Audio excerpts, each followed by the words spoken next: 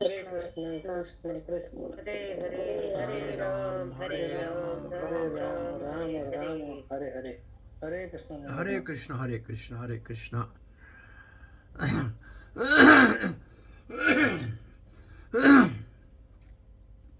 गुरवे गौरचंद्राय राधिकाय तदालये कृष्णाय कृष्ण भक्ताय तद्भक्ताय नमो नमः। ओम नमो भगवते वासुदेवाय।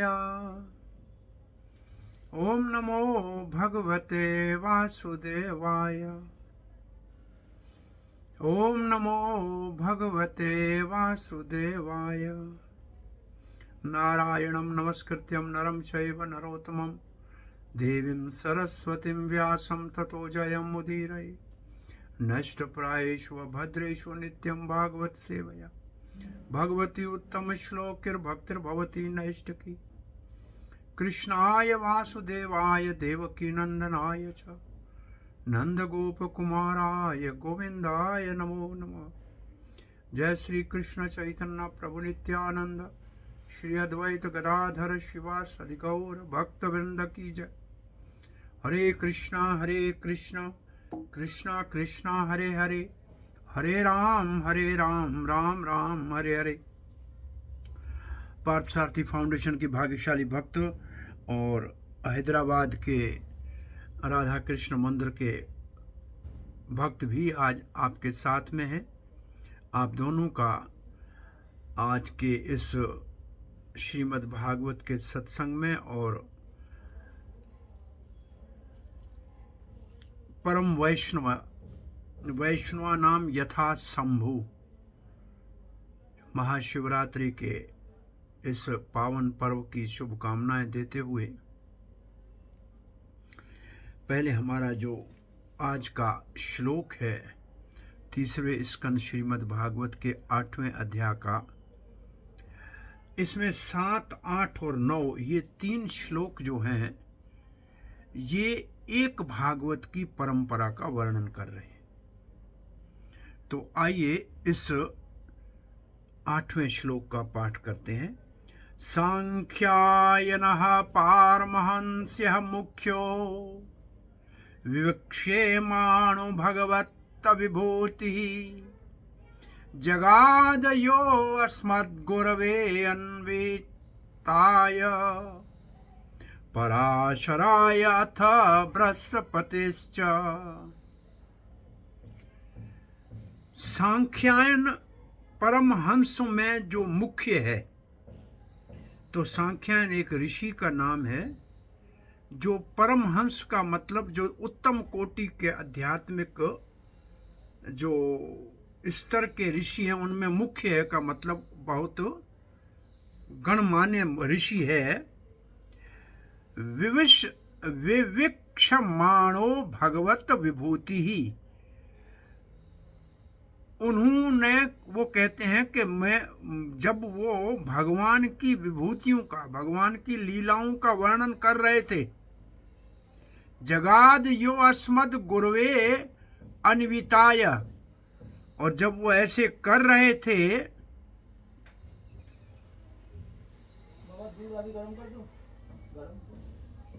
जगाद का मतलब है जब वो विस्तार से वर्णन कर रहे थे तो उस समय मेरे गुरुजन भी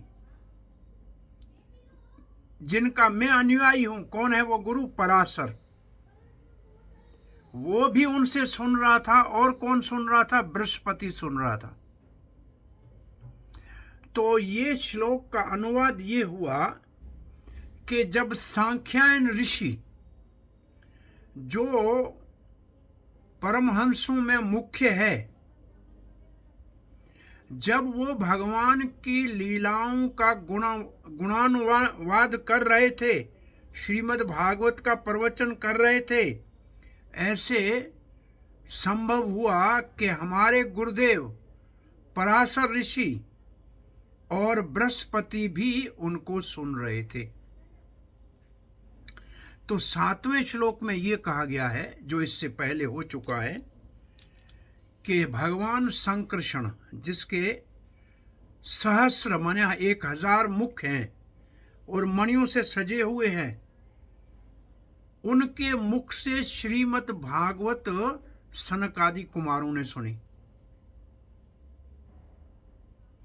सनकादि कुमारों से सांख्यायन ऋषि ने सुनी, सांख्यायन ऋषि से पराशर ने सुनी, और फिर कहेंगे पराशर मेरा गुरु है, और ये मैत्रेय ऋषि कहते हैं मैंने अपने गुरु से सुना। तो यहां आगे कथा करें उससे पहले 4 वैष्णव संप्रदाय हैं, चारों भागवत संप्रदाय हैं। 3 का वर्णन स्कंद पुराण के महात्म्य में आता है कि भगवान के गुण अवतार ब्रह्मा, विष्णु और महेश। भगवान श्री कृष्ण को कहते हैं ब्रह्मा जी कि मैं रजोगुण का कार्य करता हूं, सृष्टि करता हूं, मैं आपका सुमरण सदा कैसे करूं, मुझे क्या रास्ता बताइए। तो भगवान ने कहा भागवत का पाठ कीजिए। तो ब्रह्मा जी बहुत तीव्रता में होते हैं, जल्दी में होते हैं, 7 दिन में भागवत को पढ़ के पूरा करते। शंकर जी ने पूछा, परम वैष्णव है शंकर, शंकर जी ने पूछा मुझे तो प्रलय का काम करना है, ये तो तमोगुण का कार्य है, मैं भगवान आपका सुमरण सदा कैसे बना के रखूंगा। तो श्री कृष्ण ने कहा आप भी भागवत का पाठ कीजिए। शंकर के पास बहुत समय है, 1 साल में भागवत का पाठ करते हैं, पार्वती सुनती है, फिर पार्वती 2 साल में पाठ पूरा करती। भगवान विष्णु ने कहा मुझे तो सबका पालन करना है, संत का भी करना है, पापी का भी करना है, चोर का भी करना है, मेरा मन सदा भगवान आपके चरणों में कैसे लगे। तो श्री कृष्ण ने कहा आप भी भागवत का पाठ कीजिए। विष्णु 1 महीने में भागवत का पाठ करते हैं, लक्ष्मी सुनती है, लक्ष्मी 2 महीने में पाठ करती है, विष्णु सुनते हैं। अब हमारी 4 वैष्णव संप्रदाय है, एक लक्ष्मी जी से होती है श्री संप्रदाय। तो लक्ष्मी देवी भागवत का रोज पाठ करती है, ये भागवत संप्रदाय है। दूसरी हमारी ब्रह्म माधव संप्रदाय, ब्रह्मा से शुरू होती है, ब्रह्मा भागवत का पाठ करते हैं रोज। तीसरी संप्रदाय भगवान शंकर से है, उसको कहते हैं रुद्र संप्रदाय, जिसमें प्रमुख विष्णु स्वामी हैं, और उसके उपरांत श्रीपाद वल्लभाचार्य है, जो बहुत बड़ा प्रसिद्ध गुजरात में और राजस्थान में पुष्टि मार्ग के नाम से नाथ द्वारा के अंदर जो नाथ जी गोपाल गोवर्धनधारी की पूजा होती है, ये रुद्र संप्रदाय है। तो रुद्र भी तो भागवत पढ़ रहे, तो 3 संप्रदाय तो भागवत की सीधी हो गई। चौथी संप्रदाय कुमारों की है, जिसमें निम्बार्क आचार्य हुए। वो निम्बार्क आचार्य की कुमार संप्रदाय, कुमार संकर्षण से, जो बलराम जी का एक विस्तार है, जो आदि गुरु बलराम जी का विस्तार है संकर्षण, उसके मुख से भागवत सनकादि ऋषि सुन के आए। तो ये चारों संप्रदाय भागवत संप्रदाय है। चारों में भागवत का निरंतर पाठ होता था, होना चाहिए। और हमारे पास तो श्रील प्रभुपाद ने नित्य भागवत सेविया का नेम बना रखा है। हर मंदिर में भागवत का प्रातः कक्षा लगती है। अन्य स्थानों में हो तो बहुत अच्छी बात है, सप्ताह कथाएं तो बहुत हो रही हैं। अभी वृंदावन में हम आज पहला दिन कथा करके सेवा करके आए हैं, ये 7 दिन कथा चलेगी, परंतु नित्यम भागवत सेवया जो है ये मुख्य है परंपरा की पुष्टि के लिए, भक्त की निष्ठा तक पहुंचने के लिए। बहुत भक्ति के अंदर समय अधिक लगता है अनर्थ निवृत्ति में। भजन शुरू कर दिया, हरे कृष्ण जप रहे हैं, लेकिन आगे नहीं बढ़ रहे हैं, क्योंकि अनर्थ निवृत्ति में बहुत समय लगता है। और अनर्थ निवृत्ति के बाद निष्ठा आती है, और इसका सबसे आसान, सरल, उत्तम, सटीक मार्ग है नित्यम भागवत सेवया। तो यहां तीसरा और चौथा स्कंद मैत्रेय विदुर संवाद है। मैत्रेय ऋषि विदुर को उनके प्रश्नों का उत्तर दे रहे हैं। तो उत्तर देने से पहले मैत्रेय जी अपनी परंपरा का परिचय कराते हैं कि मेरी परंपरा में भगवान संकर्षण से सनकादि ऋषि भागवत सुन के आए। सनकादि ऋषियों से सांख्यायन ऋषि ने सुना, जो परमहंसों में श्रेष्ठ हैं, मुख्य हैं। और सांख्यायन जब कथा कर रहे थे भागवत की, भगवान के गुण रूप लीला की, उस समय मेरे गुरुदेव पराशर ने और बृहस्पति ने सुना। इस बृहस्पति ने सुना का भाव ये है कि बृहस्पति तो देवताओं के गुरु है। इसका मतलब देवलोक में भी भागवत का प्रचलन है। और कहाँ रहते हैं संकर्षण जी? भगवान शेष कहाँ रहते हैं? पाताल लोक में। तो पाताल लोक से लेकर 14 भुवन में भागवत की परंपरा चलती है। और यहाँ दूसरे श्लोक का हम पाठ करेंगे, इसका तात्पर्य नहीं है, इतना तात्पर्य अवश्य लिखा है श्रीपाद वल्लभ आचार्य ने सुबोधनी में कि परमहंस उसको कहते हैं जिसको सुनने में रुचि हो, श्रवण और कीर्तन में जो अति। हरे कृष्णा। हाँ जी,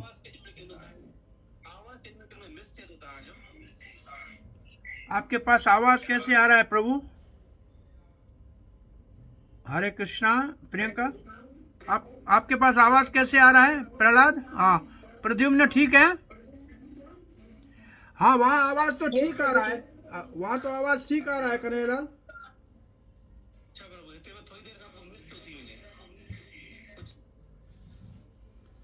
असल में क्या है, मैं मेरा मिक्सचर हो गया, खिचड़ी हो गई। मैंने 8 तारीख को उनको भी कहा था और आपको भी हाँ कर दिया, मुझे तो पता नहीं लगा। मैंने बोला चलो दोनों साथ कथा सुन लो।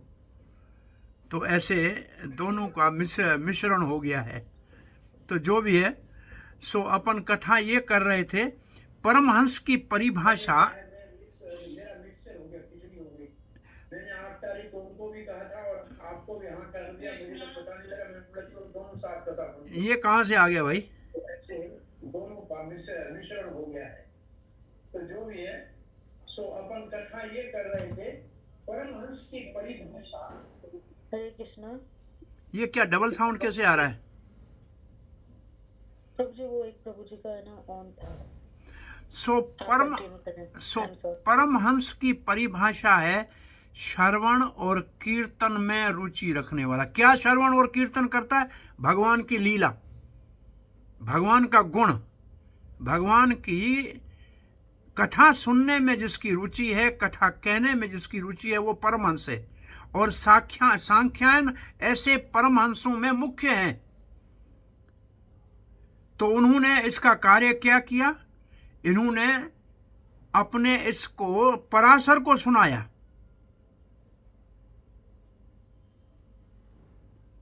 उनके पास ये भागवत सुनने के लिए पराशर आए थे, उनको सुनाया। और पराशर ने, इसका मतलब उस समय पराशर धरती के ऊपर आए थे।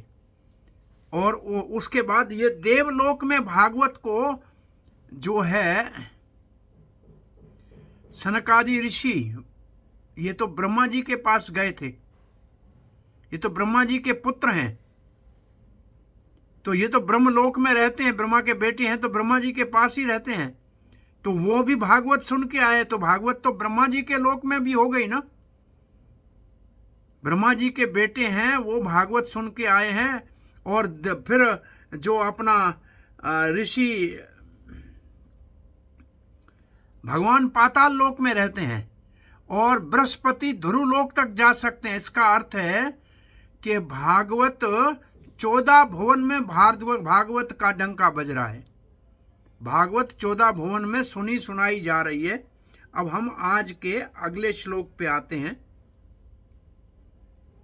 प्रोवाच मयं स दयालोरुक्तो मुनिः पुलस्त्येन पुराणमाद्यम् सोऽहं त्वयि कथ्यामि वत्स श्रद्धाल्वे नित्यमनोवर्ताय।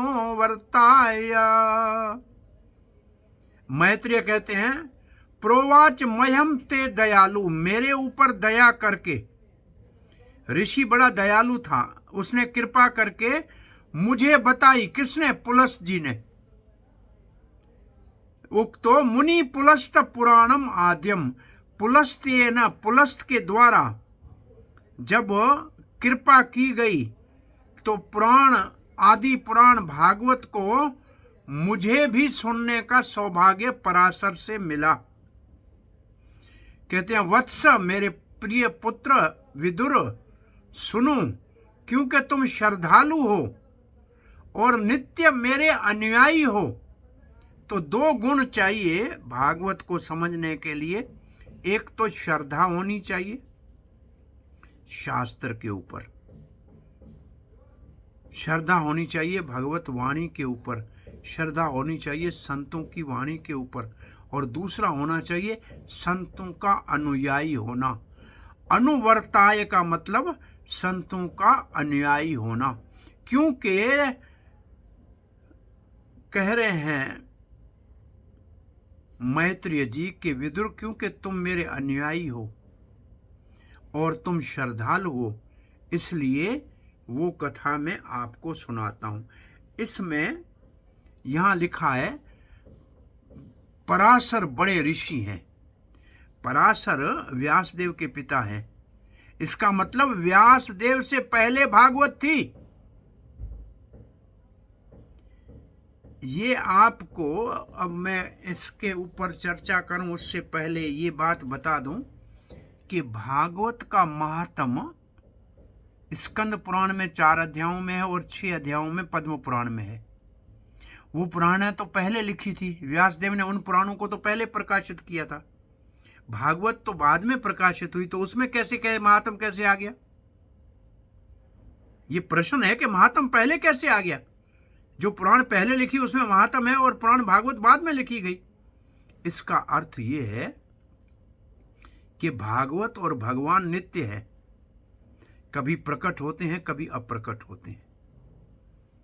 जैसे कृष्ण एक समय प्रकट था, अब अप्रकट है, ऐसे भागवत पहले प्रकट था फिर अप्रकट हो गया, और फिर व्यासदेव के हृदय में जब पवित्र हृदय हो गया तो फिर प्रकट हो गया। तो भागवत नित्य है, शाश्वत है, प्रवाह का रूप है। तो पहले पराशर जो व्यास का पिता है वो भागवत पढ़ रहा था, तो पहले भागवत थी। इस व्यासदेव जो हमारा कलियुग से पहले द्वापुर के अंत में कृष्ण के समकालीन जो व्यास है, इसका नाम है कृष्ण द्वैपायन। व्यास एक पद का नाम है। कोई भी वेदों का विस्तार करता है उसको व्यास कहते हैं, और जिस इस व्यास ने वेदों का इस बार विस्तार किया उसका नाम है कृष्ण द्वैपायन। ये पराशर के पुत्र हैं, ये पराशर के पुत्र हैं। सो पराशर ऋषि को पुलस्त ने कहा था, पुलस्त ने उनको आशीर्वाद दिया था। अब ये पुलस्त कौन है? रावण का पिता है पुलस्त, रावण का दादा है पुलस्त। रावण का बेटा पुलस्त का बेटा विशर्वा, विशर्वा का बेटा रावण। तो जो असुर कुल है उसका मुख्य ऋषि है पुलस्त। पुलस्त ऋषि ने पराशर को आशीर्वाद दिया था कि आप पुराणों को विद्वत्ता से सब जगह प्रवचन करोगे, और वो भागवत जो पुलस्त की कृपा से पराशर ने सुनी, और पराशर जब प्रवचन कर रहे थे तो हे मेरे प्रिय विदुर, मैं वही भागवत आपको सुनाऊंगा क्योंकि आप श्रद्धालु हो और मेरे अनुयायी हो। तो एक तो विदुर के अंदर श्रद्धा थी और दूसरा अनुयायी था, आज्ञाकारी था। और ये दो चीजें भागवत को सुनने का अधिकारी बनाते हैं। श्रील प्रभुपाद का तात्पर्य देखिए। इस तात्पर्य में श्रील प्रभुपाद लिखते हैं, पुलस्त जो है असुर कुल के पिता है। हमने आपको असुर कुल में रावण के दादा है पुलस्त, विशर्वा के पिता है पुलस्त। रावण को जब कार्तवीक अर्जुन ने बंदी बना दिया था तो पुलस्त ने आके छुड़ाया था। एक प्रश्न पूछा गया है कि रावण अपने आप को इतना बड़ा दिग्विजयी कह रहा है कि मैं सब जगह विजय प्राप्त की, किसी ने उसको हराया था? ये पूछा गया। बोला हाँ, कार्तवीक अर्जुन ने उसको बंदी बना के रखा था, पुलस्त छुड़ा के गया। बाली ने कांख में दबा के रखा था, मैत्री करके वहां से चला गया। तो ऐसे परास्त तो रावण हुआ है। सो पुलस्त, प्रभुपाद जी लिखते हैं, पुलस्त जो है वो है देवताओं के पिता। और एक बार पराशर के पिता की हत्या असुरों ने कर दी। जो असुर थे उन्होंने पराशर के पिता की हत्या की। इसलिए पराशर को क्रोध आया और पराशर ने एक बहुत बड़ा यज्ञ शुरू किया। पराशर ने क्यों यज्ञ शुरू किया? क्योंकि उनके स्वजनों की राक्षस उनको खा गए थे, हत्या कर दी थी। इसलिए पराशर ने ऐसा यज्ञ शुरू किया जिसमें सारे असुर जो हैं, राक्षस हैं, जो आके उसमें भस्म हो रहे थे, मर रहे थे। ऐसे यज्ञ जन्मेजय ने एक सर्प नाश करने का यज्ञ किया था, क्योंकि तक्षक ने परीक्षित को काटा था। परीक्षित के बेटे जन्मेजय ने एक यज्ञ किया था कि सारे यज्ञ में सांप आए और भस्म हो जाएं। और उस समय तक्षक इंद्र के आसन को लपट के बैठ गया। पूछा पुरोहित से कि अभी तक तक्षक क्यों नहीं आया? बोला महाराज इंद्र के आसन को लपेट बैठा। इंद्र के साथ बुलाओ। अब तो मंत्र पढ़ा, इंद्र के साथ, इंद्र तक्षक यज्ञ में आह्वान। इंद्र के आसन के साथ तक्ष नीचे आने लगा। इंद्र छोड़ के भाग गया, तक्षक को इंद्र छोड़ के भाग गया। ये देवता लोग जब अपने ऊपर आता है तो किसी की रक्षा नहीं कर सकते। उस समय ऋषियों ने कहा कि तक्षक का नाश मत करो, अमृत पिया हुआ है, अमृत का जो है अनादर हो जाएगा, आप यज्ञ पूरा करो। ऐसे जैसे सर्प यज्ञ जन्मेजय का बंद कराया था ऋषियों ने, और तक्षक आधे बच गया ऊपर यज्ञ में गिरने से पहले, ऐसे पराशर को वशिष्ठ जी ने आके कहा कि आप सारे असुरों का नाश क्यों कर रहे हो? भाई असुर भी तो इस धरती के ऊपर रहने के लिए बने हैं, उनका अपना लोक है, उनका अपना राज है, उनको भी रहने दिया जाए। तो वशिष्ठ ने कहा कि आप सारे असुरों के समाज को समाप्त मत करो। ऐसे एक देव असुर बहुत बड़ा संग्राम हुआ था समुद्र मंथन के बाद। अमृत पीने के बाद भी देवता मर रहे थे। अमृत अपना काम नहीं दिखा रहा था, क्योंकि भगवान जिसने अमृत पिलाया था उसका धन्यवाद नहीं किया था। उस संग्राम में जब उन्होंने भगवान का धन्यवाद किया, तब देवताओं ने एक एक चुन के असुर को मारना शुरू किया। तब ब्रह्मा जी ने कहा, देवताओं आपको अमृत मिल गया, अब असुरों के वंश का विनाश क्यों कर रहे हो? छोड़ दो इनको, मत मारो। तो उनकी भी आवश्यकता, अपोजिशन भी दुनिया में होनी चाहिए, असुरों का भी होना आवश्यक है। तो असुरों के वंश का विनाश मत करो। और वशिष्ठ जी का ऐसा कहने के ऊपर पराशर ने यज्ञ को बंद कर दिया। जब यज्ञ बंद हो गया तो पुलस्त बहुत खुश हुए। उसने कहा, वाह वाह ब्राह्मण कितने बड़े दयालु हो, क्षमावान हो। पुलस्त ने जब पराशर का क्षमा का गुण देखा, यज्ञ बंद कर लिया वशिष्ठ के कहने के ऊपर, बड़े प्रसन्न हो गए और उन्होंने कहा कि आप पुराणों के बहुत बड़े प्रवक्ता बनोगे, पुराणों के प्रचारक बनोगे। पुलस्त ने ऐसा आशीर्वाद दिया। अब प्रभुपाद ने एक बहुत अच्छी बात यहां लिखी है, बहुत अच्छी बात लिखी है कि पराशर ने सोचा कि असुरों का काम ही है मार के खाना, वो तो ये उनका धर्म है, असुर का धर्म है, राक्षस का धर्म है, जो सामने आए उसको खा लेना। जब वो अपना धर्म नहीं छोड़ सकते हैं तो मैं ब्राह्मण अपने क्षमा के धर्म को क्यों छोड़ दूं? एक आपने बहुत पुरानी कथा सुनी होगी। एक महात्मा रास्ते से जा रहा था, एक बिच्छू था, पानी में पड़ा था, डूब रहा था। महात्मा ने बिच्छू को उठा के बाहर निकालना चाहा, बिच्छू ने डंक मारा, महात्मा के हाथ से बिच्छू पानी में गिरा। महात्मा ने दोबारा बिच्छू को उठाया, बिच्छू ने फिर डंक मारा, फिर नीचे गिरा। बाहर आदमी ने देखा, महाराज ये डंक मार रहा है, आप इसको बार बार उठाने की क्यों तो कोशिश कर रहे हो? तो महात्मा ने कहा, इसका डंक मारना स्वभाव है, ये अपना स्वभाव नहीं छोड़ सकता है, तो मैं अपनी दया के स्वभाव को कैसे छोड़ दूं? और उस बिच्छू को तीसरी बार निकाल के बाहर फेंक दिया। डंक तो मारा लेकिन फेंक दिया। ऐसे पराशर कहता है, असुरों का काम है लोगों को खा जाना, मारना, अत्याचार करना। वो अपना धर्म नहीं छोड़ते हैं, तो मैं अपने क्षमा के धर्म को क्यों न छोड़ूं? तो ये क्षमा करना भी बहुत बड़ा धर्म है। और पराशर ने इस क्षमा को, जो ब्राह्मणों का एक लक्षण है, तितिक्षा, कारुणिका, सौहृद, ये साधु का लक्षण है सहनशीलता, क्षमावान बनना।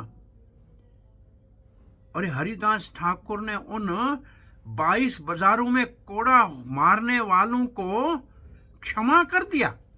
कहा, भगवान महाप्रभु, इनको मालूम नहीं है ये क्या कर रहे हैं, इनको क्षमा कर दो।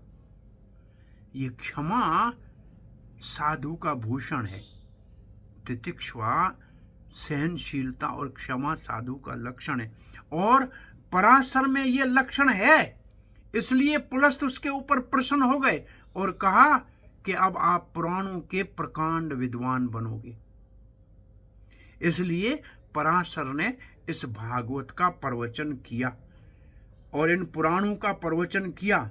मैत्रेय मुनि कहते हैं कि उसी भागवत को मैं आपको सुनाऊंगा जो मैंने पराशर से सुनी है। विदुर, तुम इसको सुनने के अधिकारी हो, क्योंकि तुम श्रद्धालु भी हो और मेरे अनुयायी भी हो।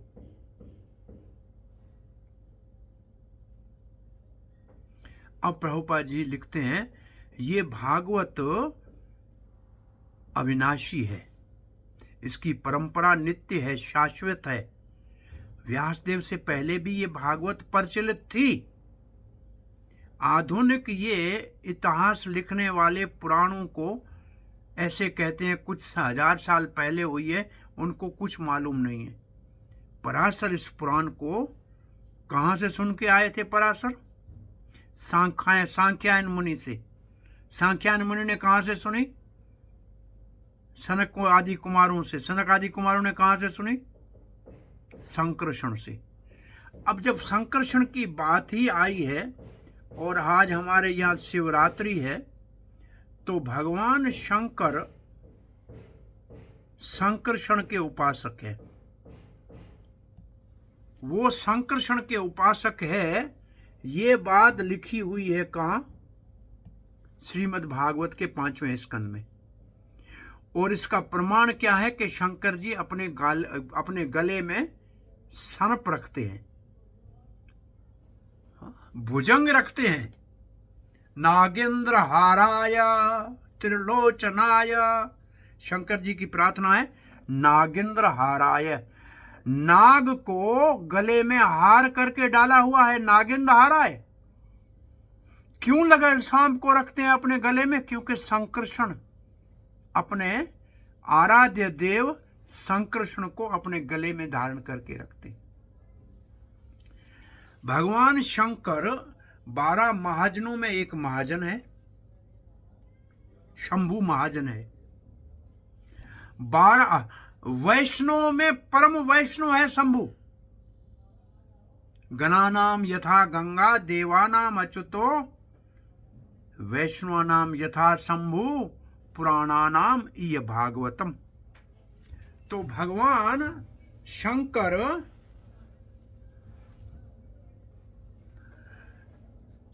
परम वैष्णव है, वैष्णव आचार्य है, एक भागवत संप्रदाय के प्रवर्तक है, महाभागवत है। ऐसे परम वैष्णव का आज शिवरात्रि है। बड़े दयालु हैं, परोपकारी हैं। जब समुद्र मंथन में विष निकला ना, तो सारे देवता तो वहां थे पूछ की तरफ, और सारे असुर मुंह की तरफ थे। विष निकला तो सब हाय हाय करके भागने लगे। तब भगवान विष्णु ने कहा, महादेव तो नहीं है, उसको बुला लीजिए, वो इस संकट से सबको उबार लेंगे। तो उस समय भगवान शंकर का आह्वान किया, और शंकर ने पार्वती से पूछा, देवी, देवताओं के ऊपर, असुरों के ऊपर संकट आया है, कालकूट विष निकला है। भारत ने कहा, परोपकार का कार्य है पतिदेव, आप समर्थ हैं, आप रक्षा कीजिए। और शंकर जी ने आकर उस विष को पान कर लिया। अब जीभा के मुख में तो रख नहीं सकते शंकर, क्योंकि हर समय उनके मुख से गोविंद नाम, राम गोविंद कृष्ण उच्चारण होता है, और अंदर भी हृदय में नहीं ले जा सकते, वहां भी भगवान विराजमान है। तो शंकर जी ने विष को कंठ में अटका दिया, और शंकर जी का नाम हो गया नीलकंठ महादेव की जय। और इस प्रसंग में शंकर जी विष को पान किया।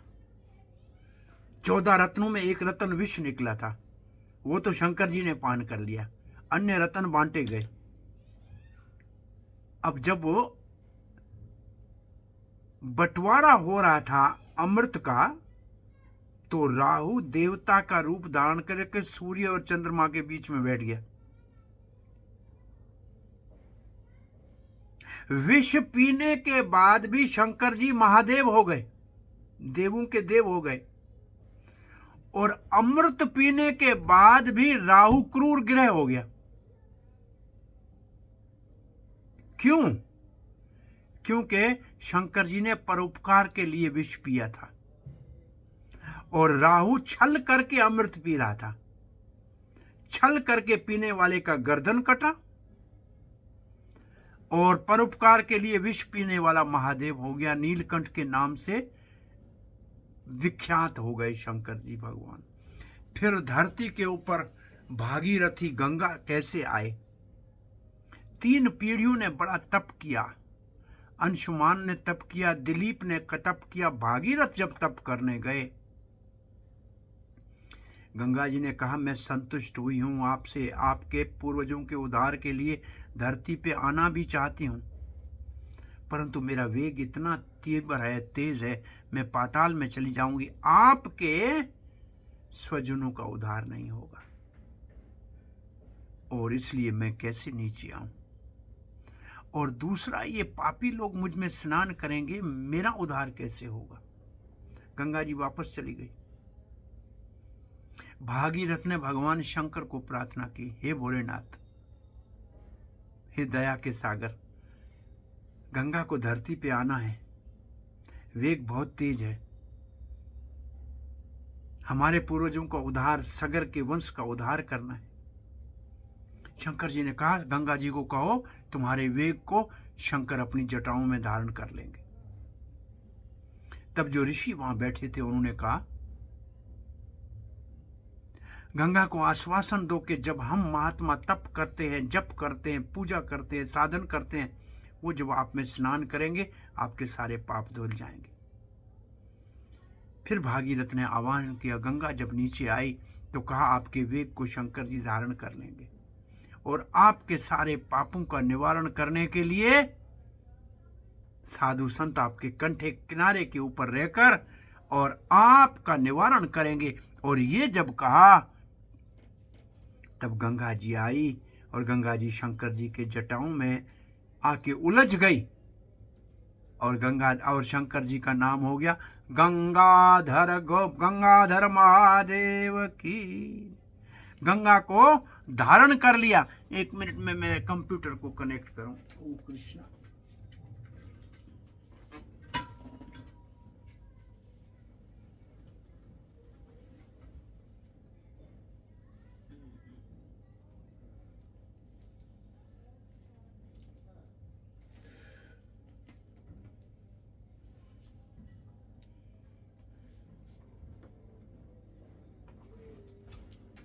हरे कृष्णा। भागवत तो शंकर जी की महिमा से भरा हुआ है। अब शंकर जी को यहाँ गंगाधर हो गया। 7वें स्कंद भागवत में आता है,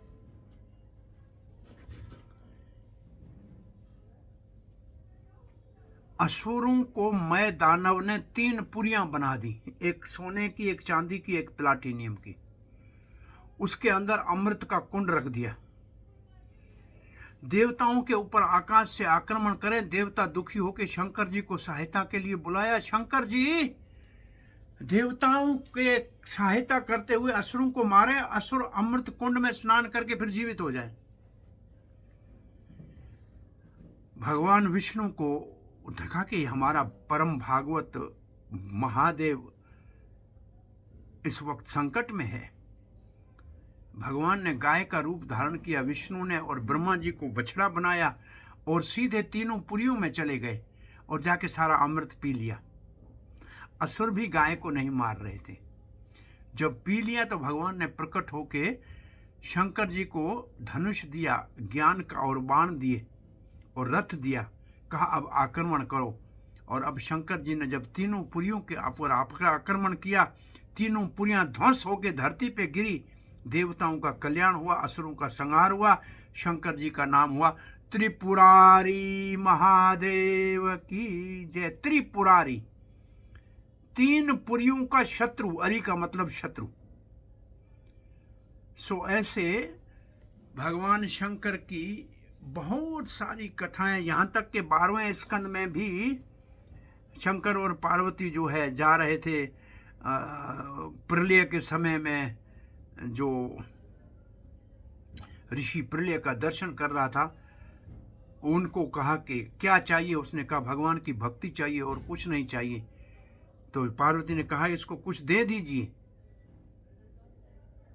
तो कहा कि मुझे भक्ति चाहिए और कुछ नहीं चाहिए। इसका अर्थ है कि जो भगवान शंकर से संसार के भोग नहीं मांगता है, उसको वो भगवान की भक्ति देने में समर्थ है, क्योंकि वैष्णव आचार्य हैं। और शंकर जी और पार्वती का विवाह भगवान विष्णु ने कन्यादान किया है। और कुछ लोग कहते हैं शिवरात्रि का एक अर्थ है शंकर और पार्वती के विवाह का दिन है। और ये विवाह का एक स्थान है। जब हम जाते हैं केदारनाथ, तो केदारनाथ से पहले सोनप्रयाग से ऊपर 14-15 किलोमीटर एक स्थान है, उसको कहते हैं त्रियुगी नारायण। वहाँ यज्ञ कुंड आज तक 12 ही महीना उसके अंदर लकड़ी डालते हैं। आप जाएंगे तो उस मंदिर में प्रसाद लकड़ी खरीद के कुंड में डालनी है। वहाँ पंडित जी कहेंगे कि यहाँ भगवान विष्णु ने पार्वती का पाणी ग्रहण, पार्वती का कन्यादान किया था, और शंकर जी ने यहाँ पार्वती के साथ विवाह किया था। वो स्थान है। तो भगवान विष्णु ने पार्वती और शंकर का स्वयं पाणी ग्रहण कुछ कैसे कन्यादान किया है। और शंकर जी को हम देखेंगे तो 2 ही काम करते हुए दिखते हैं, या तो समाधि में बैठे होते हैं, नहीं तो कथा करते हुए, और पार्वती कथा सुनती है। और ये प्रसिद्ध श्लोक शंकर जी के मुख से निकला है। जब पार्वती ने कहा है किसकी आराधना करनी चाहिए, तो शंकर जी ने कहा आराधनाम सर्वेशम विष्णु आराधनम परम। सबकी आराधना में विष्णु की आराधना श्रेष्ठ है, परंतु उससे भी तदीय जो भगवान के भक्त हैं उनकी आराधना भगवान की आराधना से भी भगवान को बहुत प्रिय है। सो ऐसे भगवान शंकर जो वैष्णव के प्रति इतना श्रद्धा रखते हैं, राधा परम पूज्य राधा गोविंद स्वामी महाराज कहते थे पहले शंकर जी वैष्णव तिलक लगाया करते थे क्योंकि वैष्णव है। फिर उनके जो अनुयायी जो दक्ष के यज्ञ में श्राप मिला कि आपके अनुयायी भांग पिएंगे, नशा करेंगे, जिसका आएगा उसका खाएंगे, तो ऐसे जो अनुयायी शंकर जी के हुए तो वो वैष्णव को संकट देने लगे। तो शंकर जी ने वैष्णव की रक्षा करने के लिए अपने तिलक को बदल के त्रिपुण कर दिए, ताकि लोग वैष्णव तिलक वालों को अत्याचार, ऐसे भ्रष्टाचारी अथवा जो है गांजा आदि पीने वाला न समझ लें। लेकिन वास्तव में शंकर जी ने अपना वैष्णव तिलक केवल वैष्णव की रक्षा के लिए बदला और पूरा चौथे स्कंद के 7 अध्याय दक्ष के यज्ञ में शंकर जी का बहुत महान चरित्र देखने में मिलता है। दक्ष का पहला यज्ञ कहते हैं कि प्रयागराज में हो रहा था। सभी देवता उसमें अपना भाग लेने के लिए आए थे। ब्रह्मा जी थे, शंकर जी बैठे थे। शंकर जी अपने ध्यान में थे। दक्ष यज्ञ में आया, जो अध्यक्षता सबने उठ के सम्मान किया। ब्रह्मा जी पिता थे इसलिए नहीं उठे और शंकर समाधि में थे, देखा ही नहीं। लेकिन दक्ष को बहुत क्रोध आया कि ब्रह्मा जी के कहने के ऊपर मैंने अपनी बेटी सती इसको विवाह के दे दी। ये मेरा जमाई है और जमाई मेरे आने के ऊपर उठा नहीं है। और ऐसे जब कुछ बोला दक्ष ने, तो जो शंकर जी के अनुयायी थे उन्होंने दक्ष को श्राप दे दिया, तो बकरी की तरह बै बै कर रहा है, बकरा बन जा। और तब दक्ष ने शंकर के अनुयायियों को श्राप दे दिया कि आप जिसका आए उसका खाओगे, कोई आपका धर्म वर्ण नहीं रहेगा। उस वक्त शंकर शांत रहे। दक्ष बायकाट करके चले गए। शंकर वापस चले गए कैलाश। सती को नहीं बताया कि आपके पिता से अपमानित होके आया हूं या झगड़ा हुआ है। ये शंकर जी की सबसे बड़ी शिक्षा गृहस्थों के लिए है। ससुराल वालों से झगड़ा हो तो पत्नी को मत बताया करो। पत्नी हर हाल में अपने भाई को और पिता का ही पक्ष लेगी। इसलिए शंकर जी ने सती को नहीं बताया। अब दक्ष ने दूसरा यज्ञ का अनुष्ठान किया कनखल में, जो हरिद्वार में है, गंगा जी की एक शाखा के ऊपर। इस यज्ञ में सब देवता ऋषि जा रहे थे जहाज में अपने अपने विमानों में। तो सती ने कैलाश से बाहर देखा, कहाँ जा रहे हो भाई? ये स्त्रियों का स्वभाव है, चाहे किसी की भी बारात तो बाहर जाके पूछेंगे जरूर कौन है बहन, कहाँ जा रही हो। ये स्त्रियों का स्वभाव है। सती ने जाके पूछ लिया तो उन्होंने कहा दक्ष के यज्ञ में जा रहे हैं। अब तो सती ने कहा शंकर को, आपका ससुर यज्ञ कर रहा है, आप नहीं चलेंगे? शंकर जी ने कहा निमंत्रण नहीं आया है, कैसे जाएं? पुनः अपने पिता के घर में, भगवान के मंदिर में, गुरु के घर में निमंत्रण की क्या जरूरत है, जा सकते। शंकर जी ने कहा आप सत्य कह रही है, वहां हमारे को निमंत्रण की जरूरत नहीं है, परंतु जो कोई भूल जाए निमंत्रण तो जा सकते हैं। जानबूझ के निमंत्रण अपमान करने के लिए नहीं दिया है और हम वहां जाएं, अपमान होता वो मृत्यु से ज्यादा भारी पड़ेगा। लेकिन सती ने कहा मुझे अपने मायके जाना है। लिखा है भागवत में, सती की आंखें लाल हो गई कि शंकर को जला देगी। शंकर जी शांत हो गए। एक बड़ी अच्छी शिक्षा शंकर जी की है, स्त्री अगर मायके जाना चाहे रोकोगे तो क्रोध में भस्म कर देगी।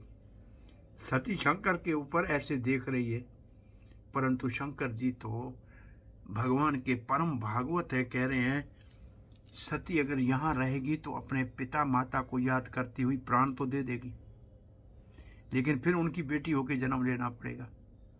वहां चली जाएगी तो मेरी याद में मरेगी, तो वापस मेरे पास आएगी। अब इसको मरना ही है तो अपने माँ बाप के घर में जाके मरे, यहाँ मेरे घर में क्यों मरे?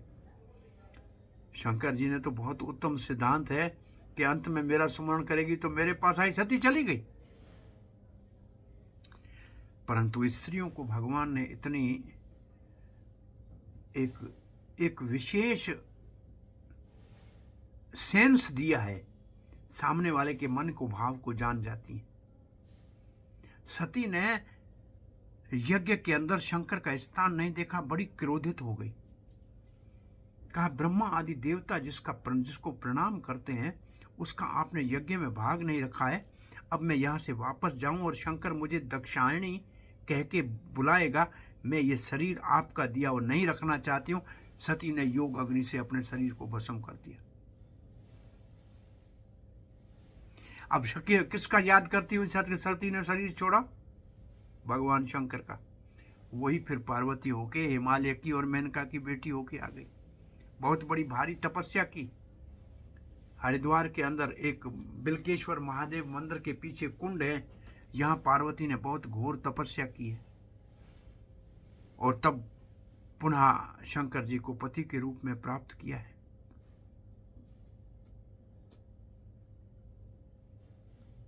अब नारद जी ने जाके कह दिया शंकर जी को, भोलेनाथ सती कहाँ है? बोला दक्ष के यज्ञ में गई है। बोला यज्ञ नहीं, शरीर छूट गया, ऊपर चली गई और आपके गणों का बड़ा अपमान हुआ है।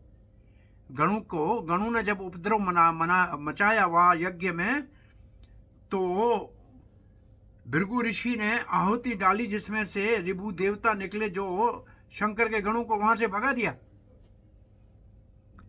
शंकर जी ने कहा मेरे गणों का अपमान हुआ। शंकर जी को क्रोध आया, जटाओं से एक बाल नीचे झटका, उससे वीरभद्र पैदा हो गया।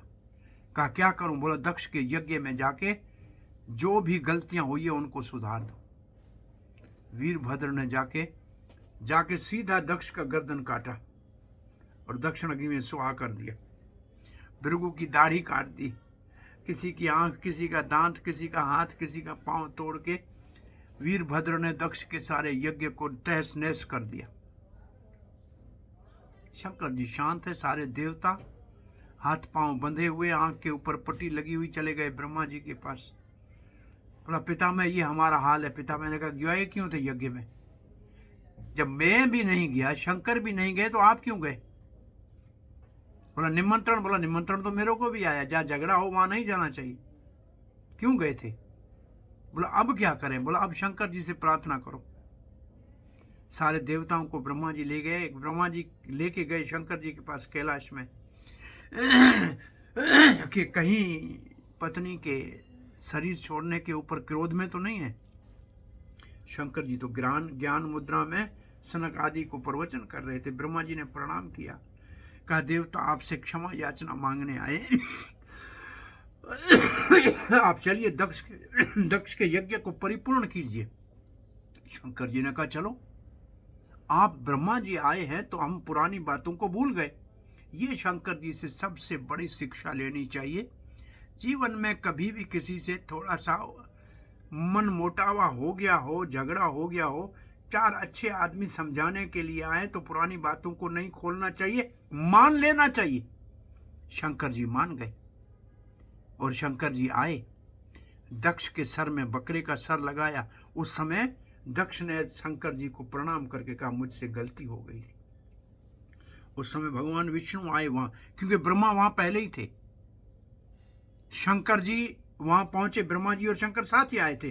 भगवान विष्णु प्रकट हो गए, तीनों देव एक जगह प्रकट हुए। कनखल वो स्थान है हरिद्वार के पास में, और उसको देखकर सबने कहा भगवान विष्णु अब ये यज्ञ पूरा करो। बोला यज्ञ तो परिपूर्ण हो ही गया भगवान यज्ञ पुरुष स्वयं आए तो यज्ञ तो पूरा हो ही गया। अब दक्ष का ये छोटा सा शंकर परम वैष्णव का अपराध गया, खत्म नहीं हुआ। दक्ष ने जाके ये शरीर, छोटा बकरे का शरीर, इसको अच्छा नहीं लगा। अघमर्षण नाम के विंध्या पर्वत में जाके घोर तपस्या की। भगवान विष्णु प्रकट हो गए, दर्शन दिया 8 भुजाओं में। कहा कि अब आपका ये दोस्त समाप्त हुआ, परंतु अब आप प्रचेताओं के पुत्र दक्ष के रूप में अब क्षत्रिय हो गया। पहले ब्राह्मण का पुत्र था, अब क्षत्रिय का पुत्र हुआ। नारद जी ने मौका दिया कि अब तो ये वैष्णव की सेवा करके सुधर जाए, लेकिन वैष्णव अपराध वहां तक चला कि दक्ष ने फिर नारद को श्राप दे दिया। नारद सुन रहा था अपनी निंदा, जा क्यों नहीं रहा था? बोला हो सकता है इसका मन बदल जाए, और हो सकता है कि दक्ष की तरह जैसे क्षमा याचना मांगी थी शंकर से, क्षमा याचना मांग के, लेकिन वैष्णव अपराध दक्ष का आगे तक चला। सो शंकर जी की बहुत सी मधुर मधुर कथाएं भागवत में है, और शंकर जी का आज विवाह का दिन है शिवरात्रि के, उनका प्रकट क्या वो नित्य है, प्रकट तो होता नहीं है, लिंग के रूप में प्रकट होने का दिन है, ऐसे भी कुछ लोग कहते हैं। अब जो कुछ भी है, आज परम वैष्णव शंकर को प्रणाम करते हैं, और भागवत की परंपरा संकर्षण से जो चली है, शंकर जी भी संकर्षण के ही शिष्य हैं, और इसी का ध्यान रखते हैं, हमेशा इसी का ध्यान धरते हैं। तो इन सब को साथ में रख के यहाँ प्रणाम करके कथा को विराम देते हैं। आपका प्रश्न जिज्ञासा है तो पूछ सकते हैं। एक हमारे प्रद्युम्न प्रभु का हाथ ऊपर है, और एक राधे गोविंद नाम लिखा हुआ है, उनका हाथ ऊपर है, आप पूछ सकते हैं। हरे कृष्णा प्रभु जी, बहुत सुंदर कथा सुनाई प्रभु जी, thank you so much. Pradyumna प्रभु जी, आप अनम्यूट करके प्रश्न करें। हरे कृष्णा सार्वभौम प्रभु, आपके चरणों में कोटि कोटि नमस्कार। श्रील प्रभुपाद की जय। जय प्रभुपाद की जय हो। बहुत आनंद हुआ प्रभु जी, आपने ये आज शिवरात्रि के बारे में समझाया। एक छोटा क्वेश्चन है, तो आज के दिन जो उपवास करना है वो पूरा एकादशी की तरह करने का है कि हाफ डे करना है कि कैसा है, जरा बताइए। पुराने जमाने में तो रात को शिवरात्रि को उपवास खोलते नहीं, सिवाय खोलते थे दूसरे दिन, पूरे दिन वाला उपवास होता था एकादशी की तरह। हाँ, ऐसे ही होता था। घर में हमको मालूम है, जब बच्चे थे तो ये घर में बना देते थे, कुछ आलू का हलवा और कुछ ये फल बेर खिला देते थे, कहते थे कल मिलेगा प्रसाद। और ये इस आजकल क्या है? इस बार एकादशी के दूसरे दिन शिवरात्रि आ गई है, तो डबल एक व्रत हो गया। नहीं, सच बात है। आज हम जहाँ कथा कर रहे थे भागवत, उन्होंने एकादशी का प्रसाद ही बनाया था सबके लिए। अच्छा, राइट। हाँ। नहीं, धन्यवाद प्रभु जी, बहुत आनंद हुआ। इसी तरह आप आते रहिए और हर वक्त कथा सुनाइए, बहुत आनंद होता है प्रभु जी। श्री राधे। जय राधे श्याम। हरे कृष्णा। हरे कृष्णा जी। ओ कृष्णलाल का एक कृष्णलाल है, राधे गोविंद है, एक और हाथ ऊपर है तीरथ का। हाँ जी। हरे कृष्णा प्रभु जी। एक छोटा सा थर्मास होगा। हरे कृष्णा प्रभु जी, धन्यवाद प्रणाम, थैंक यू सो मच प्रभु जी, आपने बहुत अच्छे से कथा सुनाया, बहुत अच्छे से आपने शिवरात्रि का बहुत अच्छा कथा सुनाया प्रभु जी। मेरा ये क्वेश्चन था कि एक तो शिवरात्रि में भी पारण करते हैं क्या, और एक क्वेश्चन था प्रभु जी कि आपने वो बताया ना,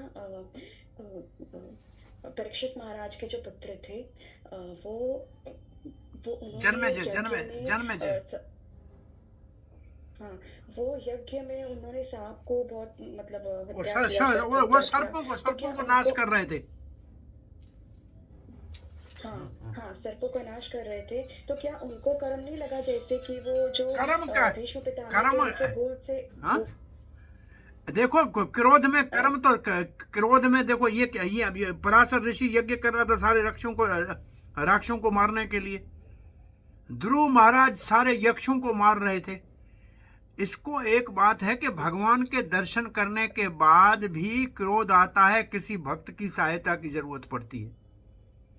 अभी भी इसको सहायता की जरूरत पड़ी, जन्मेजय को आके ऋषियों ने कहा कि ये बंद कर दो। तो इसका अर्थ ये है कि ये क्रोध के कारण सारे कार्य किए जा रहे हैं, ये कोई सात्विक नहीं है। नहीं मिला, बहुत छोटा ग्रीन है, धुलवा के रखवाया था। हाँ, इसमें डाल के रख दो, गर्म है ना अभी।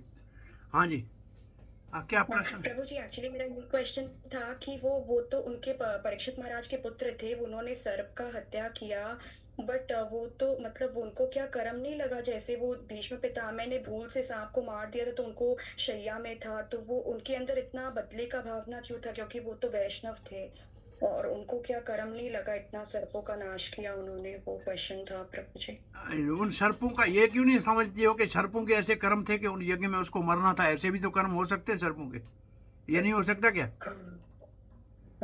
सर्पों के भी तो कर्म हो सकते हैं कि आज ही इनको इस यज्ञ में मरना था, वैसे कहीं मर जाते, यज्ञ में कम से कम मंत्रों से मरे, उनका उद्धार हो जाएगा। असल में भीष्म पितामह को कोई पुराने जन्म की नहीं था, ये ऐसे ही कहते हैं कि इतने बाणों पे। ये तो भगवान का भागवत प्रभुपाद लिखते हैं, वो भगवान का नित्य पार्षद है, दास भाव का। जहाँ भी युद्ध होता है हर समय कृष्ण के साथ आते हैं अर्जुन और भीष्म आदि, तो वो सखा भाव का है, वो दास्य भाव का है। वो ये कुछ कथाएं हैं ऐसी, पहले वैसे किया था ऐसे, ये कथाएं इतनी वैष्णव जो है परंपरा में माननीय नहीं है ज्यादा ऐसी कथाएं। भीष्म पितामह स्वयं कहते हैं कि युधिष्ठिर महाराज, आपने जो दुख देखे ये आपके कर्मों के नहीं है, ये आपकी परीक्षा श्री कृष्ण ने आपको चमकाने के लिए। जैसे पत्थर को काट के मूर्ति बनाया जाता है तो पूजनीय होती है, जैसे सोने को तपाया जाता है कुंदन होता है, ऐसे भक्त को परीक्षाओं से निकाल के बड़ा ही विख्यात किया जाता है, अमर बना देते हैं भगवान। तो वास्तव में भक्तों का कोई कर्म नहीं होता है, वो भगवान की लीला के पात्र होते हैं, और भगवान की लीला के अंतर्गत कुछ कार्य ऐसे करते हैं जो संसारी दृष्टि से कर्म दिखते हैं, वास्तव में कर्म होते नहीं। कोई पांडवों का कर्म नहीं था, भीष्म का भी कोई कर्म नहीं था। एक कर्म होता तो भगवान थोड़ी दर्शन देने जाते अंत समय में। क्या प्रभु जी, सुन नहीं पाई मैं। भगवान भीष्म को अंत समय दर्शन देने गए, ऐसा किसी का मृत्यु हुआ है क्या धरती पे? नहीं। तो इतना बड़ा महान वैष्णव है, 12 महाजनों में एक महाजन है, कौन सा उनसे कर्म ये कर्मों की कहानियां इनको नहीं लगती हैं, होंगी लेकिन इनके कर्मों से ऊपर होते हैं महात्मा।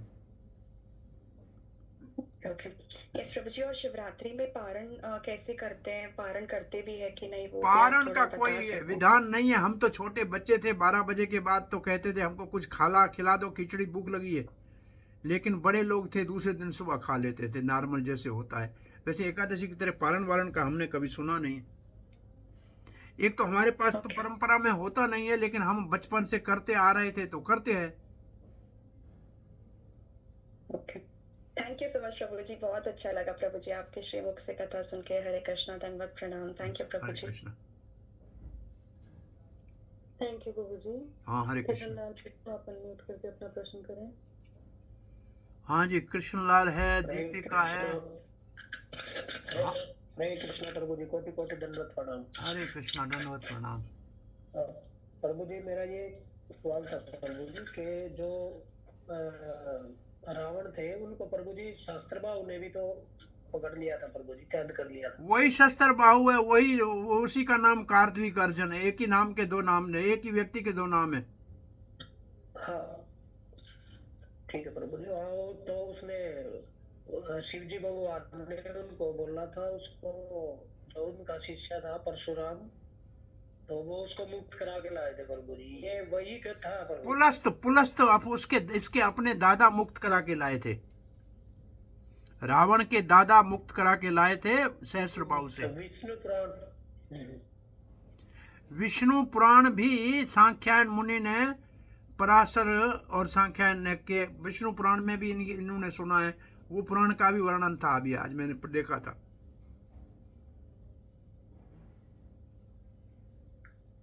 ठीक है प्रभु, थैंक यू प्रभु जी। हरे कृष्ण, हरे कृष्ण। हाँ जी तीरथ प्रभु, आप अनम्यूट कर रहे हैं। और प्रभु जी आज बहुत सारे हैंड रेज हैं, तो आप एक ही क्वेश्चन करिएगा। यस प्रभु जी, बहुत ही आनंद आया आज का सुनने को। मैं भी सिंधी हूँ, तीर्थ खुशालानी, पहले भी आपका सुना है, बस अभी तो बहुत ही आनंद है, यही बोलना है। Thank you. आज तो बड़े हैदराबाद से बहुत सिंधी जुड़े हुए हैं इस प्रोग्राम में। हाँ, सुठो है साईं, सुठो भलो, सब ॿुधनि था पिया। उहो बि सोन अॼु कथा सिंधी में थियणु खपंदी हुई, पर तव्हांजे करे कथा हिंदी में थी, उहो ॿुधनि था हिंदी अॼु। हाँ, भले भले सब हिंदी समझूं था सिंध में भी, माता इथे यूएसए में आया। Thank you. भलो भलो भलो भलो, खुश रहो। नमस्कार नमस्कार नमस्कार नमस्कार। Thank you. थैंक यू प्रभु जी। अमिता माता जी, आप अनम्यूट करके अपना प्रश्न करें। हरे कृष्णा प्रभु जी। हरे आपके कृष्ण। चरणों में कोटि कोटि प्रणाम प्रभु जी। साधु बहुत साधु। अच्छा लेक्चर था प्रभु जी। जो आपने वो सांख्यायन मुनि पराशर ऋषि शिव जी, ये गुरु शिष्य परंपरा मैंने आज पहली बार सुनी। एक बार थोड़ा सा समझा देंगे ये कैसे कैसे है? देखिए, पहले विदुर जी को कहने से पहले मैत्रेय अपनी परंपरा का वर्णन कर रहे हैं कि भगवान बलराम जी के जो विस्तार है शेष संकर्षण से भागवत की कथा सनक आदि ऋषियों ने सुनी, 4 कुमारों ने सुनी। 4 कुमारों ने ये कथा सांख्यायन ऋषि को सुनाई, सांख्यायन ने ये पराशर को सुनाई, और पराशर से मैत्रेय कहते हैं मैंने सुनी। ये एक भागवत की परंपरा है जो पहले से चल रही है। प्रभु जी चारों, सॉरी प्रभु जी थोड़ा सा मैं भूल गई हूँ, चारों कुमारों को किसने सुनाई प्रभु जी? 4 कुमारों को सुनाई संकर्षण बलराम जी का जो विस्तार है शेष नाग, जो 7वां श्लोक है। ऐसी भागवत आज मैंने 8वां पढ़ा है, 7वां यही है। और शेष भगवान ने। थैंक यू प्रभु जी। हरे Krishna. Thank you so much. हरे कृष्ण। हरे कृष्ण। थैंक यू प्रभु जी। दीपिका माता जी, आप अनम्यूट करके अपना प्रश्न करें।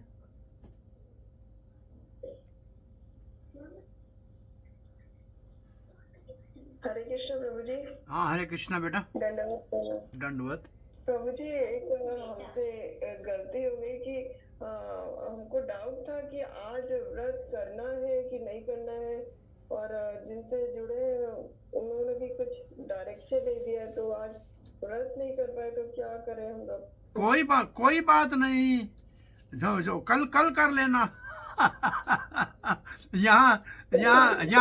यहाँ हमारे वृंदावन में गोपेश्वर महादेव में और इस्कॉन वाले कल कर रहे हैं, आप कल कर लीजिएगा। कोई कल भी कर सकते हैं? हाँ कल कर लीजिएगा, चिंता की बात नहीं है। और पारण तो नेक्स्ट डे कर सकते हैं? पारण का मतलब सुबह सूरज उगने के समय पारण कर देना, बस सूर्य उगने के समय पारण कर लेना। हाँ अच्छा। हरे कृष्ण प्रभु जी प्रणाम। हाँ जी बोलिए। थैंक यू प्रभु जी। प्रेम प्रभु, आप अनम्यूट करके अपना प्रश्न करें। हरे कृष्णा। प्रेम प्रभु, आप अनम्यूट करके अपना प्रश्न करें। हरे कृष्णा प्रभु जी। हरे कृष्णा। प्रणाम प्रभु हाँ जी पूछिए जी।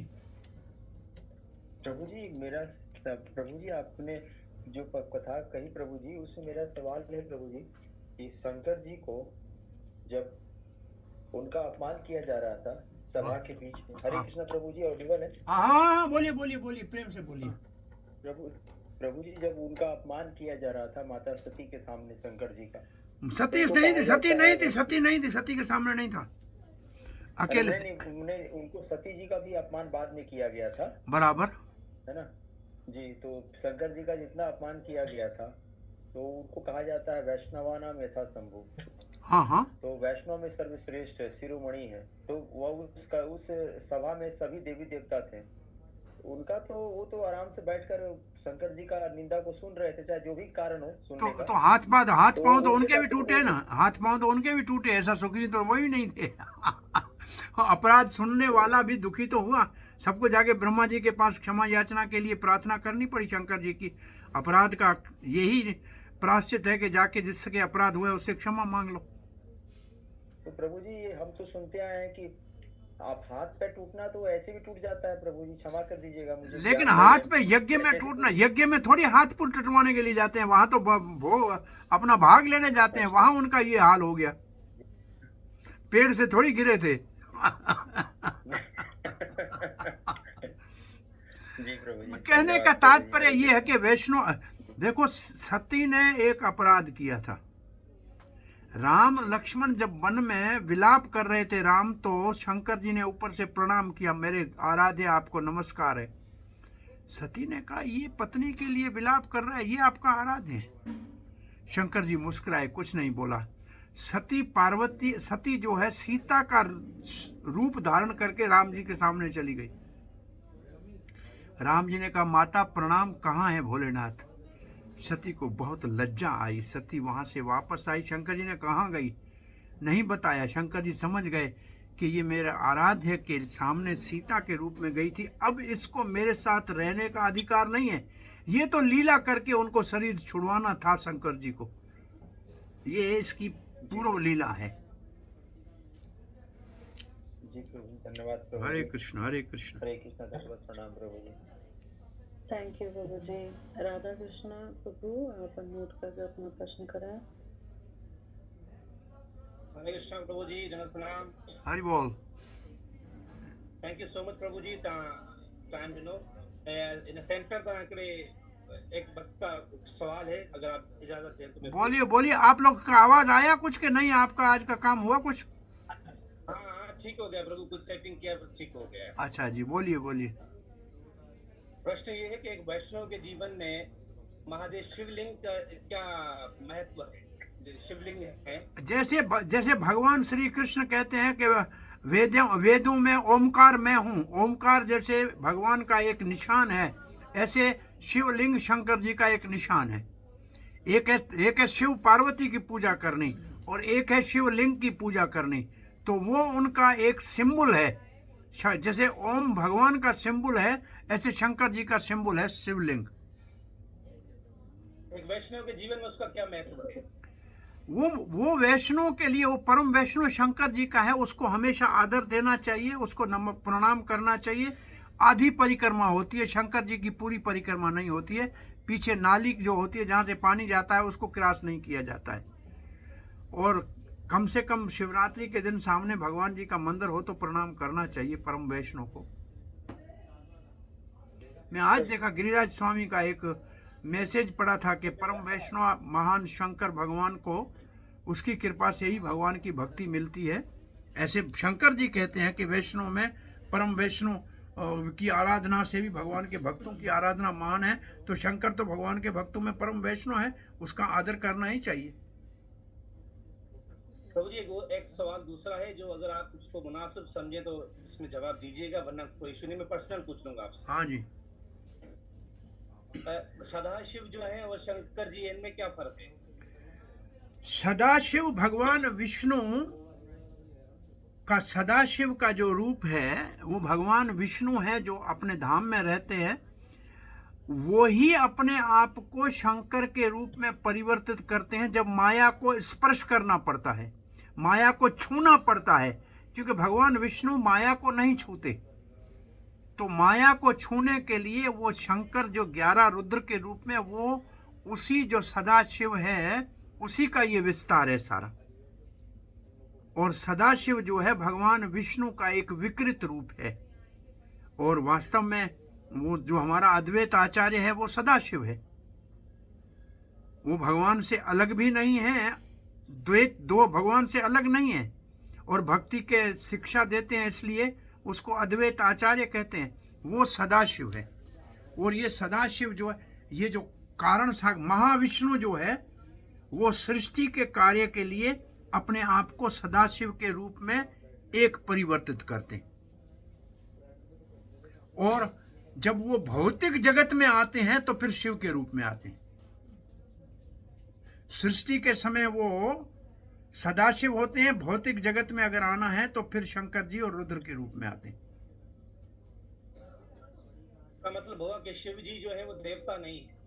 नहीं, देवता नहीं है, महादेव है। पहले तो देवता सब तो उनकी पोस्ट बदलती है। इंद्र तो बदल जाएगा, अगली बार जो है वो इंद्र बनेगा बलि महाराज, लेकिन कोई शंकर दूसरा नहीं बन सकता। शंकर नित्य शाश्वत है। प्रभु ब्रह्मा जी भी तो विष्णु के नाभि से निकले ना, तो वो क्यों? वो नाभि से निकले हैं, लेकिन है जीव तत्व, लेकिन शंकर जीव तत्व नहीं है। अब ब्रह्मा जी के नासिका से निकले वारादेव, वो विष्णु है, लेकिन ब्रह्मा विष्णु नहीं है। सही। हरे कृष्ण। ठीक है प्रभु, थैंक यू सो मच प्रभु। हरे कृष्णा कृष्णा कृष्णा कृष्णा हरे हरे, हरे Ram thank you so much प्रभु जी, thank you Partha Sarathi foundation, thank you. Thank you प्रभु जी। प्रभु जी अभी तो और भी बहुत सारे हैंड रेज हैं, तो मुझे बताइएगा कि आपके पास समय है प्रभु जी? बोलिए, कोई पूछना चाहता है तो पूछ सकता है। ठीक है, ठीक है प्रभु जी। प्रमोदनी माता जी, आप अनम्यूट करके अपना प्रश्न करें। हरे कृष्णा प्रभु जी, दंडवत प्रणाम। दंडवत आज में बहुत अच्छा आपने शिव जी के बारे में बताया। प्रभु जी आपने बताया प्रचेता, ये प्रचेता कौन होते हैं उनके बारे में थोड़ा सा बताया अरे था। प्रचेता बेटी, ये तो भागवत के चौथे स्कंद में प्रचेता प्राचीन बरहित के 10 पुत्र हैं। उनको भगवान शंकर ने उपदेश दिया था, रुद्र गीत सुनाया था। वो भगवान शंकर की वैष्णव संप्रदाय के भक्त हैं प्रचेता। इन 10 को भगवान ने दर्शन दिया था साक्षात, और इनका बेटा, इन 10 का बेटा हुआ है दक्ष दूसरी बार। ये भागवत के चौथे स्कंद की कथा है।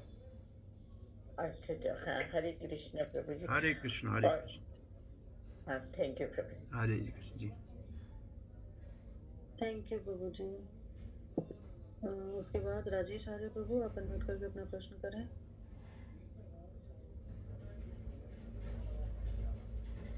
राजेश आर्य प्रभु, अनम्यूट करें। हरे कृष्णा प्रभु जी, दंडवत प्रणाम। दंडवत। प्रभु जी, महादेव देवम देव महादेव है, तो क्या इनको भी श्राप लगता है? वो लीला में लग सकता है, लीला का भाग हो सकता है, लेकिन शराब से ये ऊपर है।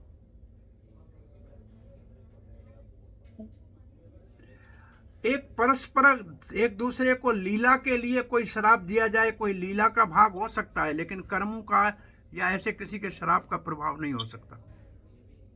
किसने शराब दिया शंकर जी को? राजेश प्रभु, आप म्यूट हो गए, अनम्यूट करो। बारडा व्यंजन। दादा दादा मैं हैदराबाद में बोला है, डॉक्टर कन्हैयालाल है, डॉक्टर हरीश बेला। हाँ हाँ प्रभु जी, मैं क्वेश्चन ले रही हूँ। कन्हैया लाल प्रभु, आप अनम्यूट करके अपना प्रश्न करें। हाँ जी। माता प्रभु, इतना सेंटर का मेरी सवाल है। हाँ जी बोलिए।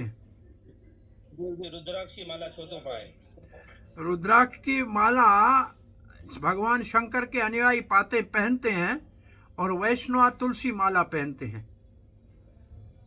तो शंकर जी के अनुयायी रुद्राक्ष की माला पहनते हैं, वो भी अपने आप में पवित्र है, लेकिन वैष्णव के लिए तुलसी और ज्यादा भगवान की भक्ति में सहायक है। तो शंकर जी के अनुयायी जो है रुद्राक्ष के ऊपर जप करते हैं, और विष्णु के अनुयायी तुलसी की माला के ऊपर जप करते हैं। और भी मालाएं हैं, रतन की मालाएं हैं। मालाओं का अपना एक और अलग जो है तिलक है, मालाएं हैं। इनमें भी सात्विक, राजसिक और तामसिक भाव भी होता है। जो जो जो भूत प्रेतों की पूजा करते हैं उनकी माला कुछ और होती है। तो ये सब जो है इनका अपना एक विधान शास्त्रों में है, कौन से जप के लिए कौन सी माला उपयोगी है।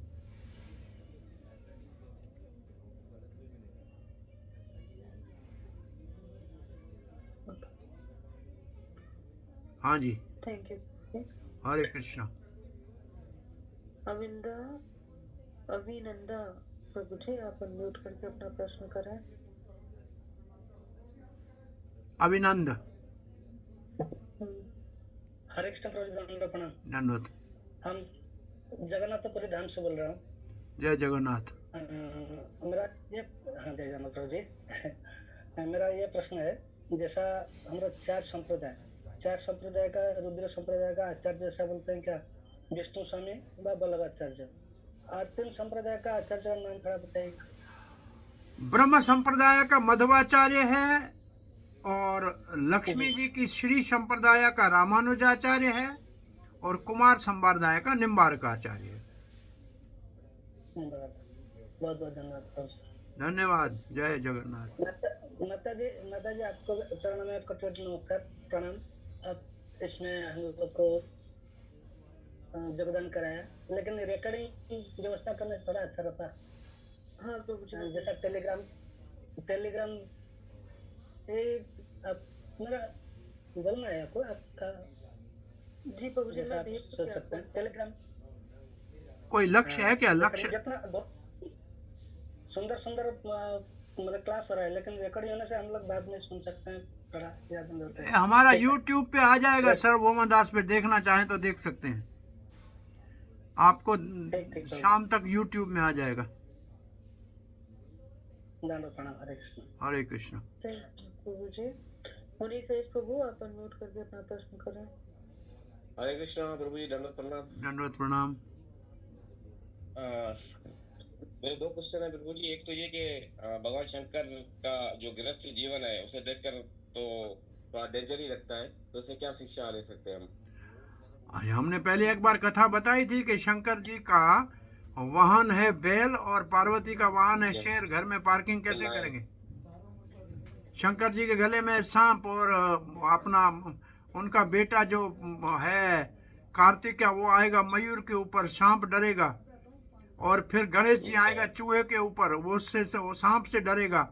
इन सब समस्याओं के बीच में भी शंकर जी ध्यान लगा के भगवान को याद कर रहे हैं। शंकर जी शिक्षा दे रहे हैं कि समस्याएं सदा बनी रहेंगी, जो भगवान का शरण लेगा वही पार पहुंचेगा।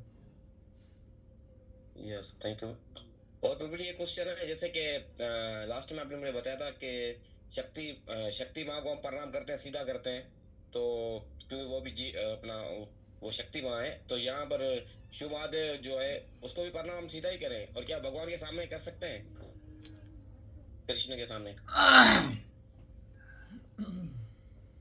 वैसे भगवान के सामने किसी को प्रणाम करने का नेम नहीं है, लेकिन कोई बहुत ही महान व्यक्ति हो, जैसे कोई आचार्य हो, तो उसको भगवान का प्रतिनिधि मान के प्रणाम किया जा सकता है। गुरु को मतलब?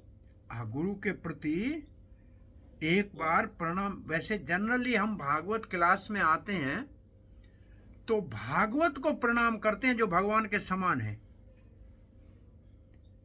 पर्दे बंद होते हैं तब किसी और को प्रणाम कर सकते हैं, नहीं तो नहीं करते हैं। और प्रायः हमारे मंदिरों में तो ऐसा नहीं है कि सब देवता और एक जगह पे हैं। ऐसे किसी मंदिर में जाते हैं जहाँ देवता भी भगवान के साथ हैं, तो फिर वहाँ हाथ जोड़ के नमस्कार सबको एक जगह कर लेना चाहिए। अब सब जगह इतने हर मंदिर में 15-20 देवता रखे हैं, 2-4-5 भगवान की मूर्तियाँ रखी हैं, तो उधर इतना ज़्यादा प्रणाम करने वाला माहौल होता नहीं है, क्योंकि प्रायः सब एक तरह से पूजित नहीं होती हैं। वहाँ नमस्कार करना ही सबके लिए नमस्कारों में कहना बहुत अच्छा है। हमारे सेंटर में तो शिला प्रभुपाद होते हैं, तो हम प्रभुपाद को फिर भगवान को करते हैं, मतलब प्रणाम एक साथ। हाँ ठीक है, कोई भगवान का प्रतिनिधि जैसे कोई है ना प्रभुपाद, ये एक थोड़ा सा ऐसा विषय है कि भगवान के सामने तुलसी को भी प्रणाम नहीं करते हैं। जी हाँ, पर्दा बंद करते हैं। लेकिन फिर भी प्रभुपाद को प्रणाम करते हैं, क्योंकि ये विशेष आचार्य है। हालांकि प्रभुपाद जी स्वयं जब गुरु पूजा होती थी तो पर्दे बंद होते थे, बाद में पर्दे खुलते थे, उसके बाद ये चेंज हुई है। थैंक यू सो मच प्रभु जी। हरे कृष्ण। हरे कृष्ण। थैंक यू प्रभु जी। हाँ बोल। लास्ट प्रश्न बिंदु माता जी, आप अनम्यूट करके अपना प्रश्न करें। हरे कृष्ण प्रभु जी, दंडवत प्रणाम। हरे कृष्ण बेटा। प्रभु जी, क्या हम तुलसी माला, तुलसी कंठी और रुद्राक्ष की माला इकट्ठी पहन सकते हैं? मतलब दोनों एक साथ धारण कर सकते हैं? भाई भगवान एक लिंगराज ऐसा मंदिर है जहाँ तुलसी भी चढ़ती है और बेलपत्र भी चढ़ता है, तो ऐसा कोई भक्त है जो दोनों को खुश कर सकता है, दोनों पहन सकता है, लेकिन है थोड़ा आसान नहीं है इतना। देखो ये मालाएं, जो कंठी माला है ये गुरु देता है, जो गुरु दे उसी को पहनना चाहिए, जो भी दे वही पहननी चाहिए, अपने मन से नहीं पहनी जाती जी। वो प्रभु जी, एक्चुअली हम लोग घर में सारे तुलसी माला पहनते हैं, तो मेरे प्रभु जी जो हैं वो शिव भक्त हैं, तो उनको रुद्राक्ष पहन के मौज करने दो। हाँ जी, उनको रुद्राक्ष पहन के मौज करने दो। भगवान शंकर जब प्रसन्न होंगे तो उनको कहेंगे तुलसी माला पहन ले, वो पहन लेंगे। जी प्रभु जी। हाँ, जी, धन्यवाद प्रभु। हरे अच्छी कृष्ण। अच्छी बात है। हरे हरे कृष्ण। कृष्ण प्रभु। मैं Thank पह, you, मैं thank you so मैं much, पहनता Prabhuji. नहीं हूँ, लेकिन मेरे पास भी रुद्राक्ष पड़ी है, किसी महात्मा ने मेरे को दी है। देखो ये सब चांदी के अंदर मड़ी हुई रुद्राक्ष मेरे पास भी पड़ी है, लेकिन मैं पहनता नहीं हूँ। मेरे को महात्मा किसी ने दी है, तो मैंने कहा हमारे लिए पूजनीय है, सर के ऊपर लगा के रख दिए। Very good. हरे कृष्णा। Thank- पहली हमने ये Thank you, sir. हमको तुलसी का पहना है। Yes. धन्यवाद। हरे कृष्णा। वांछा कल्पतरुभ्यश्च कृपा